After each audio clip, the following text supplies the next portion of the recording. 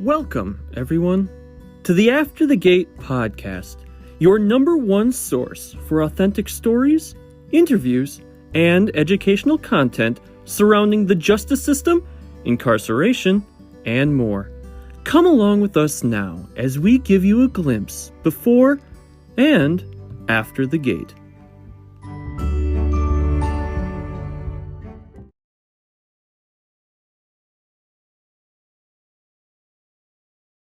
Bro. Good, brother. Oh no, you little bro. You little bro. Hey, you're bro, my big bro. Hey, yeah, for real. Everyone that's up in this chat. So we got people up in the live stream. They're gonna be hopping in and out, Jay. Everyone that sees Jay, go follow him, show love, connect with him. Interesting story. I'm gonna be helping him push a lot across Instagram, TikTok, across YouTube, anything that he's pushing his story. He has a hashtag #FreeJBurton for anyone who wants to look it up. That's where you can see a ton of his content. But today we're just going to be talking a little bit about his story, who he is, what he represents, what his brand is, and kind of what he's taken away from being in prison for 32 years. That's a big feat. That's something most people will never see in their lifetime. And so, yeah, me and Jay are going to talk about that today. So, Jay, you go ahead and introduce yourself. Talk about who you are, man. Tell a little bit about your story. We're here to listen. So, yeah, you got an audience, man. My name is Jay Burton. I'm from Los Angeles, California. I've been incarcerated since 1989. Since I was 16, I was a juvenile. Now I'm 48 years old. It's been like a total of 32 years. I've been fighting this fight for a very long time. Los Angeles Sheriff Department, they convicted me using a single fingerprint, saying my fingerprint was on the gun. I know that my fingerprint isn't on this gun, and I've been trying to get this fingerprint for over 30 years just so I can exonerate myself. But they're not trying to give me access to this.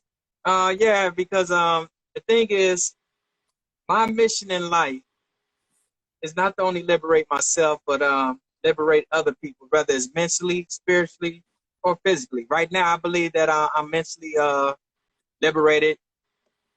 Now it's just the physical aspect that I've been working on for a very long time. Yep. But before I get to my spiel, I be like other people, just give you a idea of how I may affect their lives or the type of person I am. Because we can sit and brag on ourselves all day, but when we hear from somebody else that's authentic, yeah, exactly. Yeah. I'm gonna let him get a few minutes with you guys. Yeah. And, take it over.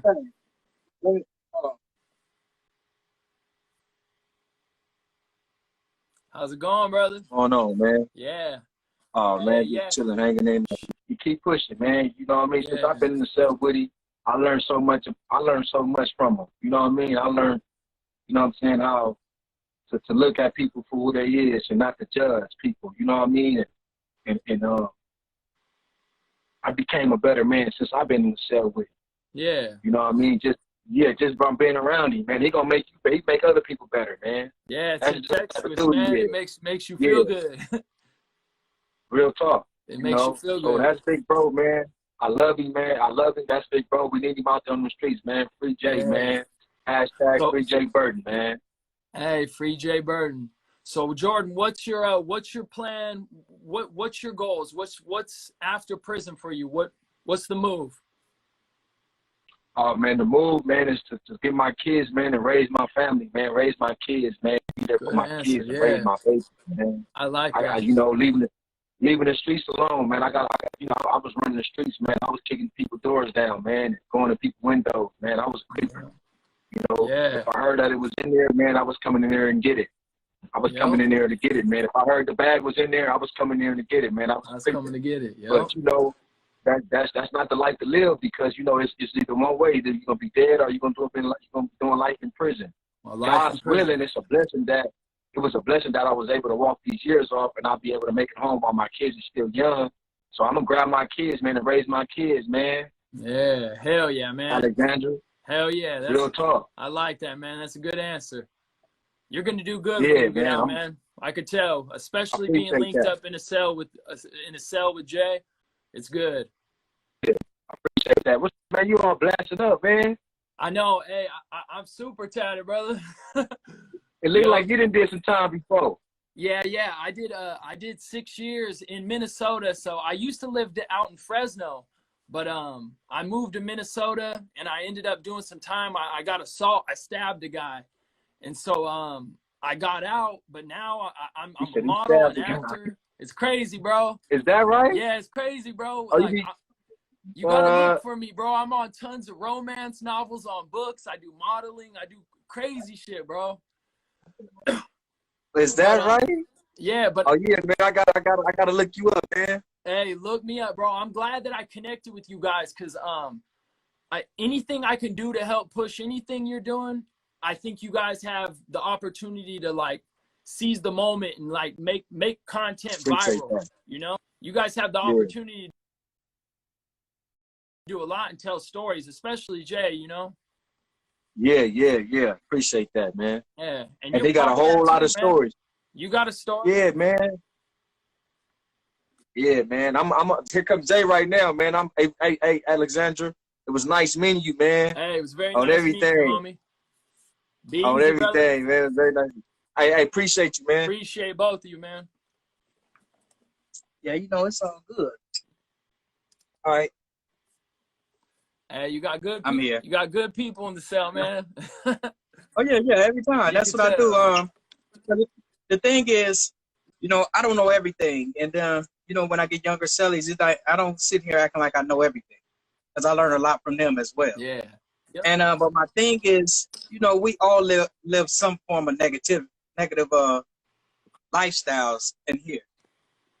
But I try to always balance things out to show that we don't have to always do negative things to make it through. Yeah.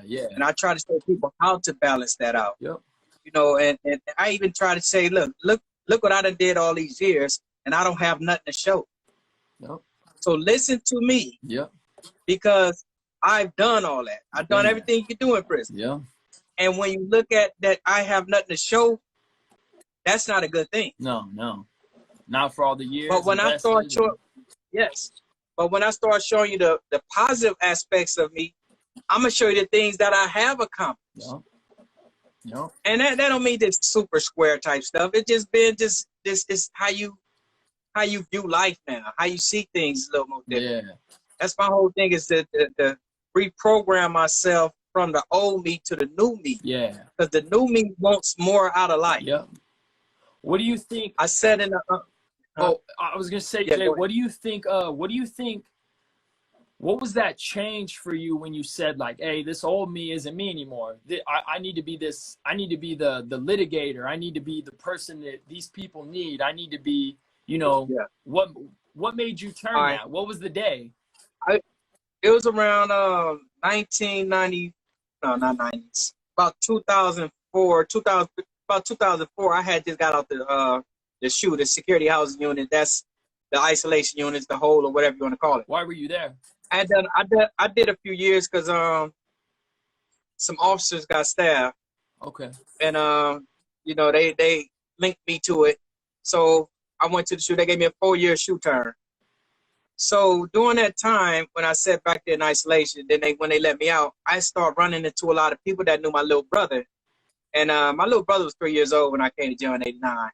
And when he grew up in our neighborhood in Watts, he heard what the streets was telling him about me. The streets was telling me how we glorify people in the streets. Mm-hmm. So my thing is, I didn't want him to know me from what the streets was telling me, because the streets, from the way I see it, that was all negative stuff about me. Yeah. Because we glorify negativity. Yeah.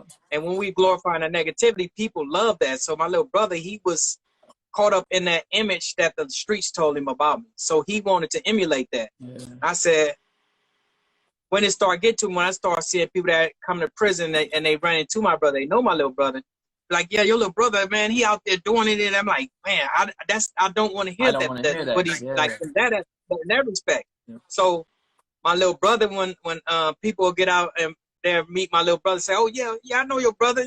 Yeah, I know your brother, Jay. It's another name that they call me in prison, but it's Jay attached to it. Yeah, I know your brother, Jay, man. He in there. He in there doing this. And everything they said I was doing was really negative things. Mm-hmm. But it was glorifying the lifestyle that I grew up in. Yep. Growing the lifestyle of being a blood. Mm-hmm. So they was glorifying that, and when he was getting that, it was already what the streets was telling him about me. And then when people get out the prison telling him about this, like, your brother in there turned up. And I said, I got to change my ways. Yep. I don't need him to be knowing that everything about me is negative. Yep. Yep. And I had to change that way. Yeah. And the whole gang lifestyle, it was negative. So for him to hear that means I'm constantly perpetuating what I'm trying to tell him not to do. Yep. So I had found out he had joined my gang. My mother had been moved him out the neighborhood and everything, but he had still find his way over there, and he joined it. Mm-hmm. And I wasn't upset with him. I just said, look, man, I hear that you're out there doing that now. What I ask you to do is leave a legacy, and when you leave that legacy, change the game. So when they read about you in the end, they're gonna say you did something right with this. Something right, yeah. You didn't do something wrong. He waited till he turned. Yeah. And so he waited till he turned like around 19. That was about 2006.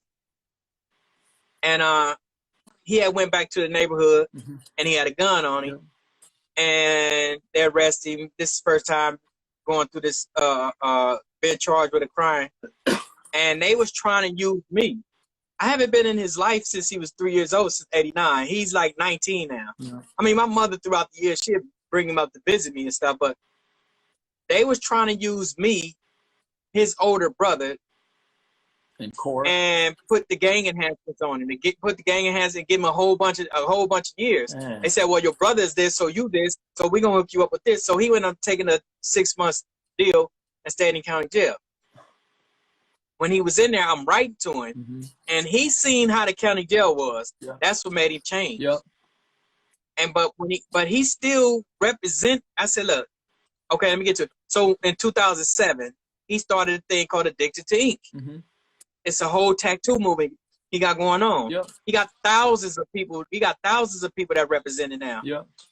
Right now, it done moved him all the way to Sweet. My little brother made it from Watson, and he's in Sweet now. He lives in Sweet now. Oh, wow. Because of the whole tattoo movement. He got real big. Oh, wow. And so the thing is this. The reason why I mentioned his story, this is when I knew I had to change my ways. Because I don't want people to be getting out of prison and be saying, yeah, your brother in there turned up. Yeah. I want people to say, well, your brother in there, you know what? He's a good dude. Yeah. He's in there helping people. He's trying to get out of prison. And he's doing things to better himself and other people around him. See, that's the trajectory that we in the gang lifestyle need to change. Yep. See, my legacy, I want my legacy to read something other than what you hear about a gang member, something negative. Yep. I remember, like, when I first came to prison, I was like, I told you, I've been down since I was 16, 89. Yep. As soon as I turned 18, they sent me to prison. And my father used to be like, you should write a book about yourself. I said, write a book? For what? That's nothing about me. Yeah, I'm saying, like, what is you talking about? That sounds crazy for me to write a book about myself. There's nothing about me. But it was years later, I had sat in a shoe in 2006, like I said, my little brother's in county jail. That's my last time I was on the main line. Yep. A whole bunch of goon squads came and snatched me off the line. And they said, I said, man, look, I'm not even involved in the gang lifestyle, none of that stuff no more. What's going on? They said, well, your past is coming back to get you, to hunt you. I was, at that time, I was what they call I was a counselor for short timers. I used to counsel short timers. Oh, so when a goon squad came and snatched me up and validated me as a prison gang member and a street gang member, they basically said, we're going to make sure that you're never going to get out of isolation. It took 9 years for me to get out of isolation. Jeez. And the only reason why from 2006 all the way to 2015, I was isolated. So can you describe what isolation was like? Was that is that the shoe? Were you 23 and 1? 23 Yeah, that's hours? the shoe. That's the shoe. Yeah, that's what. Yeah, see, first I was in Corcoran State Prison in their isolated units. Basically, that's where you're handcuffed everywhere you go. Yeah, Fresno. You said you out of Fresno. Yeah, it's that Fresno area. That current. Yeah, exactly. So I was up there. Crazy. So Corcoran is very notorious for a lot of stuff that they did, but I was in the isolation unit, and we're cuffed up everywhere we go. Yep. They keep a gun at your head. They keep that Mini 14 aimed at you. So if you try to do anything, it'll blow your head off. Your head off. Yeah. You have no contact with nobody. But it got worse when they sent me all the way up north to Pelican Bay State Prison. Yeah. You could look up Pelican Bay State Prison, Google State, and visit and talk about the security housing unit. That's literally under the ground. Oh, jeez. So for several years, I was underground in isolation. Yep. It's isolated, and you see no sunlight. You see nothing up there. It's terrible. So it took for us to do 3 years. I think like January of 2011, January 2012, January 2013, we did hunger strikes each year. 2013 was the biggest hunger strike we did. Actually, it was the biggest hunger strike in America's history because over 10,000 prisoners throughout the state of California had hunger strike. Oh, wow. That was to help us. Yeah, that was to help us get out the lockup units. Well, that's what you guys were shooting for. Yes, because we were in there for indeterminate. We was in there indeterminately, and the people they lock up indeterminate, they was like, you part of some kind of prison gang. You was either Mexican mafia, the white Aryan brothers, or the black guerrilla families. You was part of either one of them, and them the three people they keep off the general populations, and they lock you up what they call the indeterminate, meaning insane. that the only way you get out is if you die or you parole. That's insane. No, it was actually 3 ways. You had to snitch, die, or parole. They say that's the only way you're getting from out of these isolation. You use snitch, die, or parole. And it was bad. 9 years. I stayed back there 9 years. Jeez. And there was times that I was on the brink of losing my mind. Oh yeah, I believe it, man. That's a long. There was times that I just wanted to give up. Yeah, there was times I just wanted to give up. It wasn't easy. It's lonely back there, and you have no human contact. That's crazy. I done seen it drive a lot of people real crazy. Oh, I believe. I was just fortunate enough. I was fortunate enough not to just go completely insane. There was days I just wanted to just give up. And keep your mental, yeah. But I made it through. Jay, so I made it through though. What does it look like? Like, what does it look like compared with that experience? What does it look like right now for you? Like, because obviously, you know, you're on a phone, you're able to like get your story out there a little bit more. What does it look like for you now? Like, are you able to? You said that you just got off lockdown after 2 months, right? Yeah, we've been on this COVID-19 lockdown for the last 2 months. Okay. Now, you know, this stuff came about around March of last year. Yep. It didn't affect this. It affected maybe 2 prisons in the state of California, but this prison wasn't affected until like around late October. What they did a mass transfer movement, and they knew transferring people from all these different prisons it was gonna finally hit this prison. Oh yeah. When they did that, it hit this yard quick and hard. Damn. It spread. So me and my cellie, Jordan, who y'all just met, little bro. Yep. November 30th, they tested a lot of us in this building. When they tested, his came back positive, mine came back negative. Yep. Now, when that happened, you know, they tell everybody on the streets 6 feet distance. You know, in this little small cage, we can't do no 6 feet. State laws, quarantine, yeah. Yeah. So, and the thing is, they forced me to quarantine with my cellie. Oh.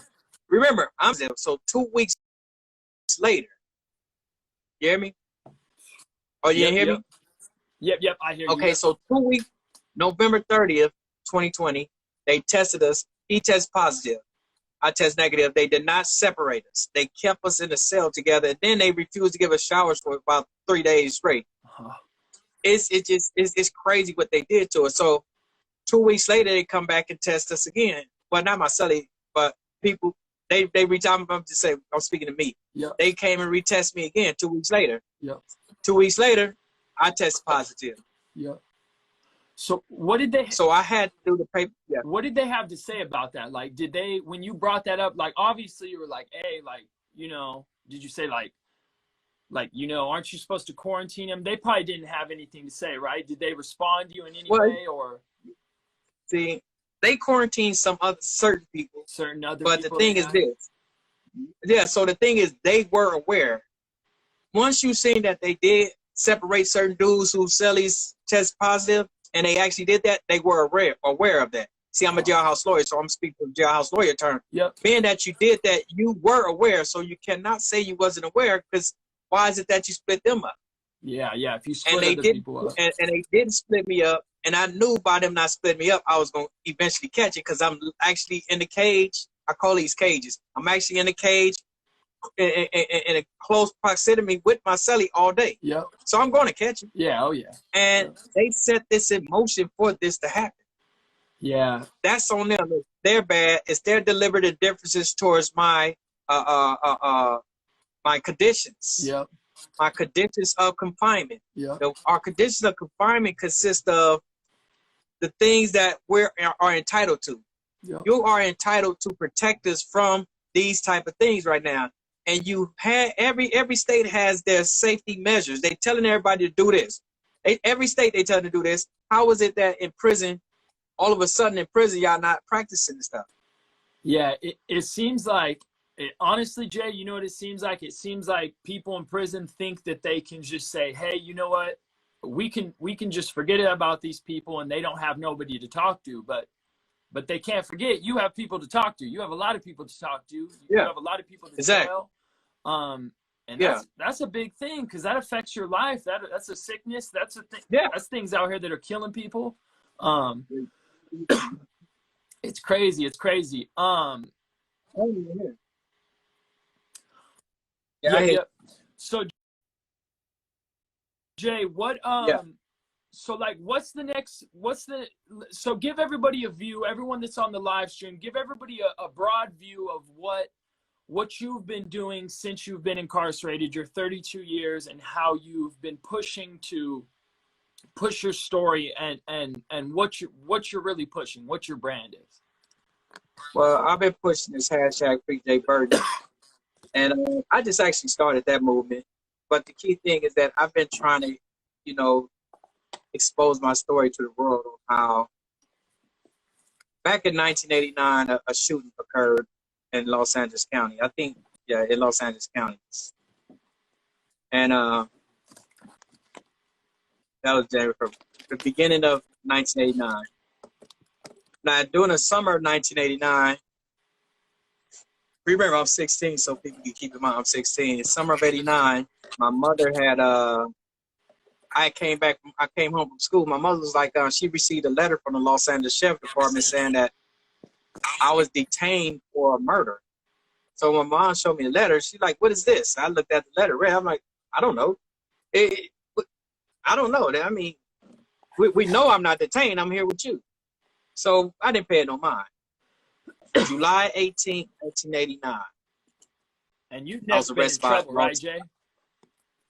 No, I have been in trouble before. Actually, I would show the next time we do it there, I'm going to show you my rap sheet. I have a rap sheet that I've been arrested several times but never convicted. I got a rap sheet just showing that I've been arrested. Came into contact with the police on about... How many times would you 5 say? times. Well, has it been arrested or... just coming in contact or multiple arrested? times. Well, you know what we come up at in West, and like my city in Compton, I think we start coming in contact with police around almost at adolescence. It's sad though to say that. No, I believe it. About 9, 10. I think I start getting handcuffs around about 12, 13, somewhere around that time. See, that ain't right, man. That's not how you handle adolescence trouble either. No, it's not. That's not how you handle it. And like I say, next time I bring my rap sheets out so you can see that. Yeah, absolutely. But I've never been like prosecuted for anything that's on my rap sheet, right? And so I was with some of my partners, some of my homeboys. It was a total of 4 of us. And at this time in my life, I was on the street. I was gangbanging. I was like representing the neighborhood real hard. I was 16. I was coming up, and they was doing the 80s. Yep. And I was also drug dealing. And I was coming up okay in the neighborhood. And financially, I mean, when you look at it from where I was at. But people start growing envious of me. People start envying you, and then some of them dudes want you out the way. They either want to jack you, kill you, rob you. They want to do something, but they don't like you because they don't have what it is that what you're trying to do. Absolutely. Or they don't like, they just, whatever reason why they be tripping. Absolutely. So here's the thing. When I was messing with my homeboys, they took some speakers out of the car, and the police, LAPD, just happened to be driving down the street, and my homeboys ran. And they looked at me, and I'm trying to figure out, do I run with them or not? So then I try to, the Supreme Court rule, juvenile cases able to be retried. We're working on that right now because they ask questions. Yep. So I want to answer some of that too. Do you think, Jay? Do you think? Okay, Everybody go follow but I want Jay as well. My Facebook is Jay Burton, or you can go to my my Instagram is Freedom for JB. Freedom, then a number 4 JB. Now let me explain this. What happened? I was arrested on the spot for the burglary. My homeboys ran and got away. When they ran and got away, I just okay, I took the case. I wasn't tripping. The police like, who were there? I'm like, I don't know who them guys were. I don't even supposed to be over here. So anyway, they took me there. I went to juvenile halls. I took the case. Now, my mother had received this letter when I was on the street. So when I'm going to court for the burglary, my mother asked the public defender about this. Well, she told him about the letter that she received. She said, I received a letter saying that my son was detained for a murder. And my attorney, he looking like, what? He looking at there's nothing here about that. So he get at the judge. Judge was like, okay, I don't see nothing here. So the judge was like, okay, we're going to put this hearing off until see what the sheriff's going to do, the Los Angeles sheriff. I went back to juvenile halls, and I guess time elapsed. So they brought me back September 28, 1989. They brought me back to court. The judge was like, look, I have no idea what's going on, but I'm going to drop the burglary. I'm just going to try as though, let them deal with you. Now, keep in mind, I have yet to be charged with anything. I haven't talked to nobody. I haven't been charged with nothing. So they bound me over to adult court, and I've never even been charged with a crime.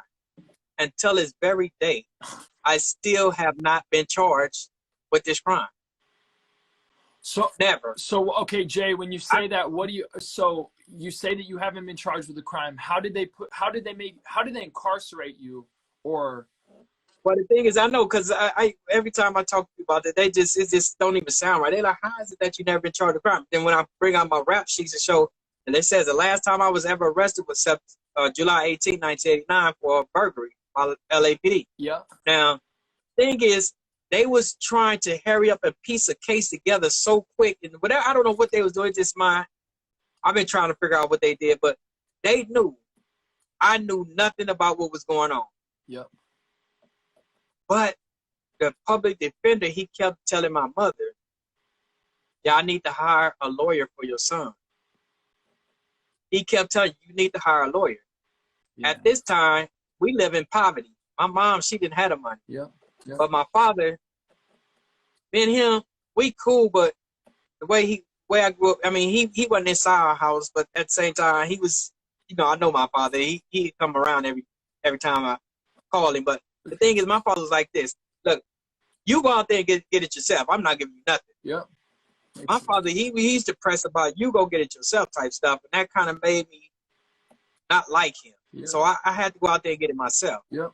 And so my father, he was also in the game himself, but I mean, not gangs, but the game. He was a big time weed dealer. Nice. Since the 70s.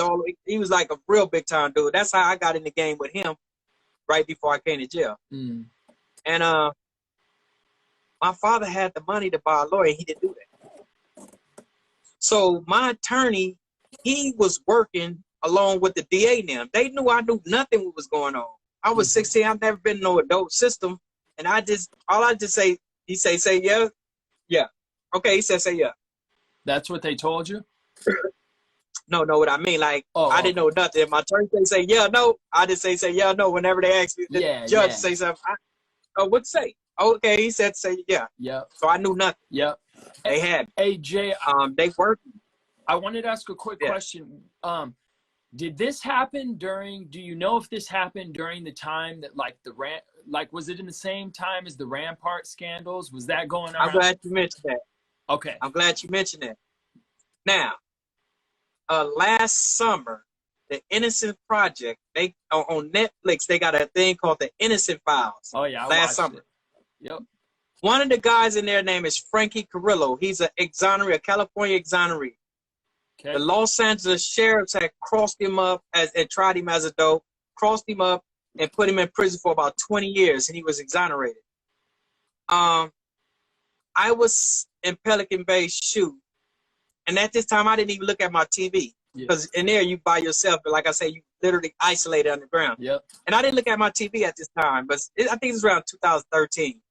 Ricky Lake had a talk show. It was her second talk show. It wasn't her first one. It was like a new one she had.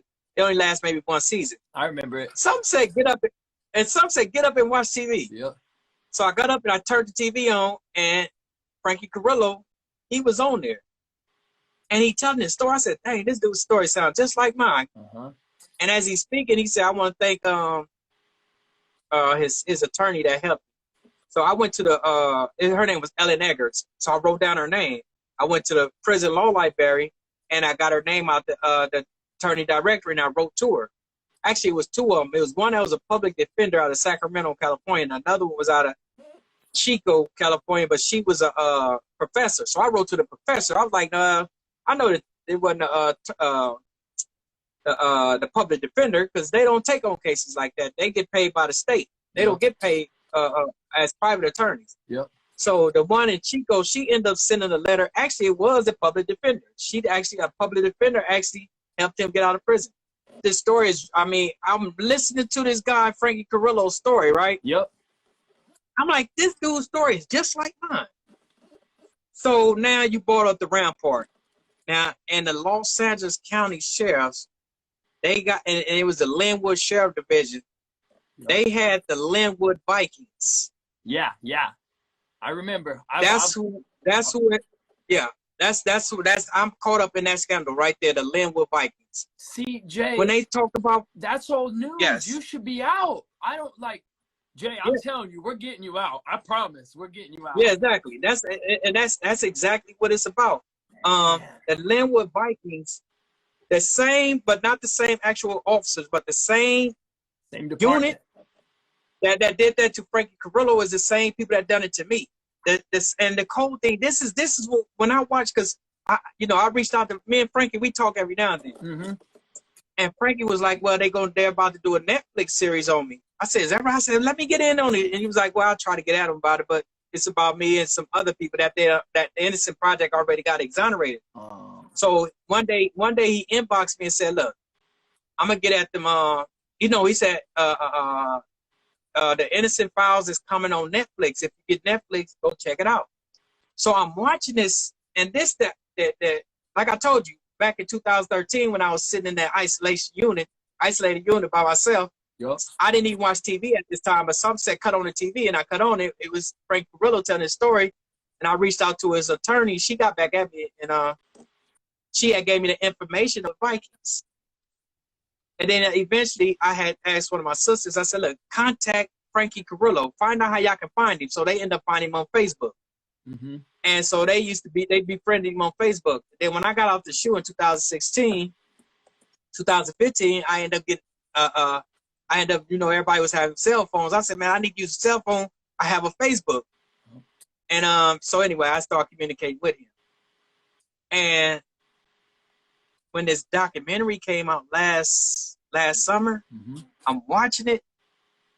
And what is the coincidence? The same attorney that they gave me in 1989, 90. Yep.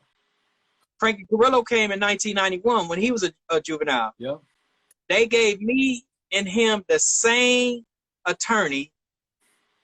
And in that documentary, you will see the attorney. This attorney, and he talks bad about the attorney on how this attorney is working with them police. This same attorney crossed me, crossed him, and we both went to the same Compton court, and we both was dealing with the same police, the Linwood Vikings. Yeah, Jay. The Linwood Vikings.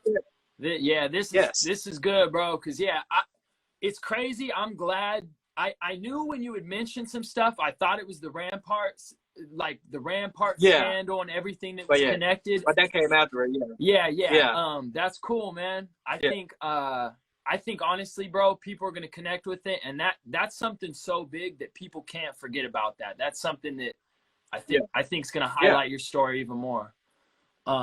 Yes, that is. Yeah. I talks about it. I'm gonna dig out that information and send it to you. Yeah, yeah. So you can also have firsthand information, firsthand knowledge about what the Linwood Vikings were about and what they were doing, right? Yep. And I'm one of their victims. And the key thing, like I told you, this case right here, this case deals with informants. Yep. And when informants came, they came and just, well, only one informant was, they found him. Who were the informants? They kept him in. Who were the informants? Who were the informants? Well, I can send you copies of the trial documents so you can see yourself. Oh, One, yeah, he was a drug addict. He was a drug addict that lived in my neighborhood. Makes sense. And I'm gonna send you this so you can see it for yourself. The trial transcript. For sure, man. He basically was saying, like, he was like, look, he was like, man, I was in jail. I was in jail. I was trying to get out of jail. I was hooked on drugs, and I was trying to get out of jail. And police had showed me a picture of him. I said, yeah, I know him. And then I just told him what they wanted to hear. Yep. Easy. Yep. So you know, the DA is always gonna twist that. Okay, he's scared that, you know, his family live in that neighborhood. So you know, they came with that twist. Yeah. But then they said, okay, his left ring fingerprint is on the gun. But prior to them doing that, I remember, like, during the whole trial, I used to wear my regular clothes, but I used to have a wristband on my wrist, on my left wrist. I'm left-handed. My attorney used to say, they always say, man, keep your hand under the table so the jurors won't see the wristband, right? So I keep my left hand always under there. Then one day, he was like, he gave me a pencil. He gave me an ink pen and a legal pad. He said, go on and look like you're busy. Do something. And what you know that I started drawing and stuff. I was just doing some little drawing and stuff. No, I'm not an artist. I just was just drawing some little stuff. Yep. Then my little girlfriend, she was sitting back there with my mother now. So I hold it up because, you know, just tripping, showing them. Mm-hmm. And then we went for recess. I went back to the holding cage. Then when we came back, the paper and stuff that I was drawing on, all that, it was gone. But now this is where I'm going with this. Next thing you know, they said, okay, his left ring fingerprint was on the gun. See, now they know I'm left-handed now. Oh, from that. Because most people are right-handed. Yeah, it's rare. So it's really rare for people to be. I was like, wait a minute. Where is the drawing stuff at?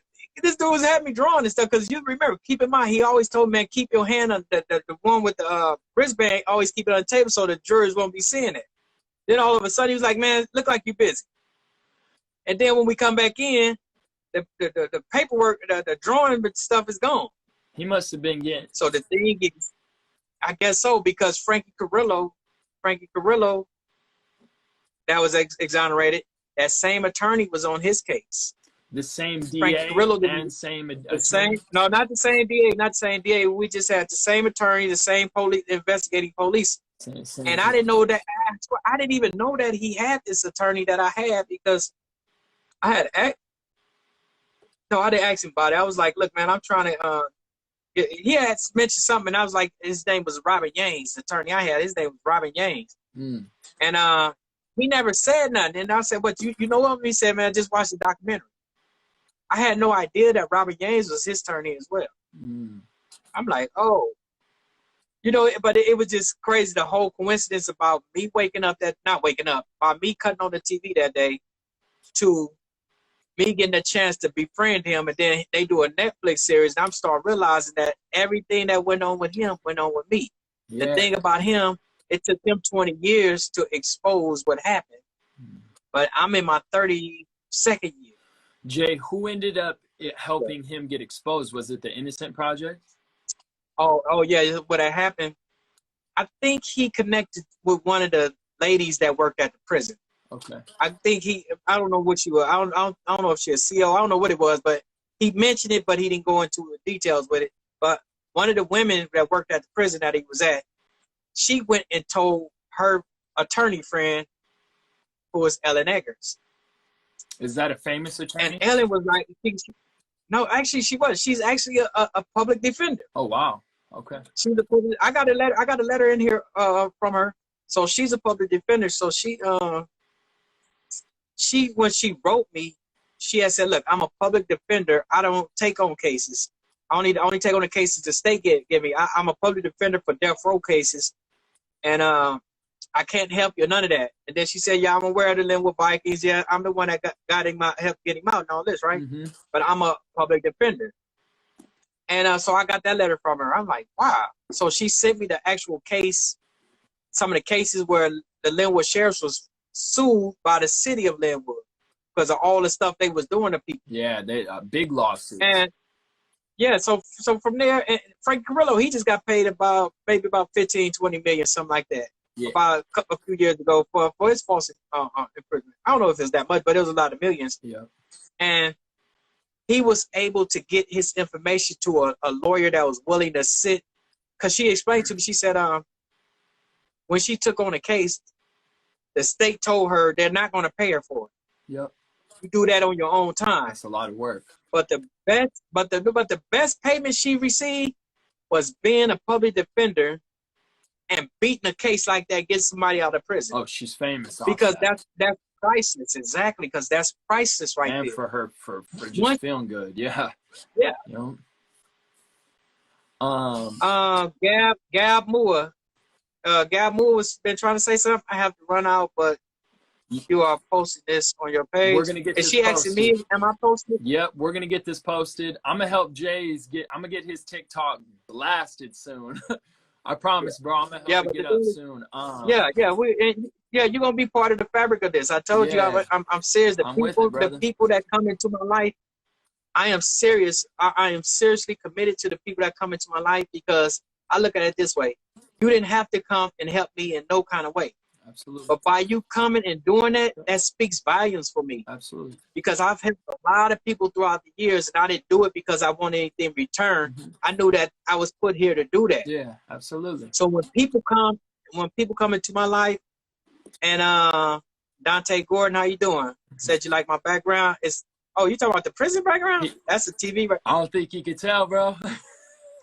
Oh, that's one TV. I don't think that's the other TV. I don't think you can that's tell my typewriter. That's my typewriter right there. That's my TV. Hey, that's my celly TV. Give them a view. Give them a view. Cosmetics and all that stuff over there. Heck yeah. Let y'all see what it is. Hold on. What's your favorite part? What's your favorite part of your the cell? What's the number one spot? What? I am. Hold on, y'all. I'm gonna just let y'all. Yeah. How do you? I'm finna turn. Let y'all see what it look like outside. Cool. Oh yeah, he walked. See, it's night, y'all. This is what it look like on the prison. Are you guys locked down now? Yeah. You see that? Do you see the police over there? No, can't see him. It's a little. It's just a little blurry. Okay, well, this is what it look like. It's dark right now. Okay, yeah. And the police. Yeah. The police is walking. Yep. Everybody go follow Jay's page. Everybody go follow his Instagram. Oh, shucks. Hold on, y'all. Let me turn the camera around. Yep. Take your time, brother. He's going to walk by right now. Okay. So